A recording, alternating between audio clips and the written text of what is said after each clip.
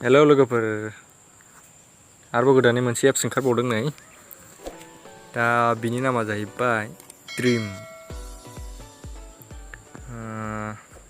बेबो बेसाब बायदिनो फांसना गासिबो, नाथाय बिनि आर्निंआ एसे खम आरोखि ना। जिर' लेभेलावनो खनबा मोनो आरोखि ना, डेलि 20 थाखा मोनो आंनिया नै। आं रिसार्ज खालामाखै, नैबाव नायनो हागोन नै। VIP 1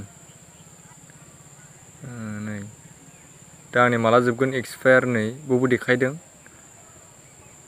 4 तारिख 9 मास 2021 आंनि माने बे जिर' लेभेल फ्रियावनो मोननाया एक्सपायार जागोन आरोखि। ओमफ्राय दा बिनिफ्राय आपग्रेड खालामनोबा नैबाव नुनो हागोन नै 500 थाखा आरोखि ना। डेलि माने खनबा मोनगोन टासआ, ओमफ्राय थाइब्रै। ओमफ्राय दा नैबाव नायनो हागोन आरोखि 1500 VIP 2 मोजाङानो। नैबेयाव थांनांगौ आरोखि, नैबे गेजेराव थांनानै नैबाव रिसिप्ट दङ, रिसिप्टआव थुनानै कालेक्टल' खालामनांगौ आरोखि ना। ओमफ्राय दा नै बुटफोर थांबाय बास।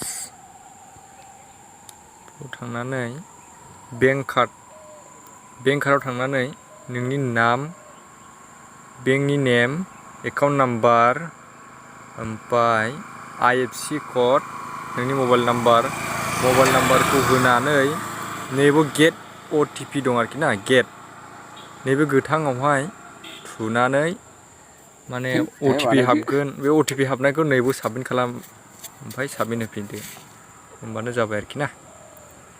दा भिडिअनि डिसक्रिपसनाव होना होगोन आं, जायफ्रा खालामनो गोसो बिसोर खालामदो आरोखि ना। स' भिडिअआ बेनोसै आरोखि, गोजोन्थों।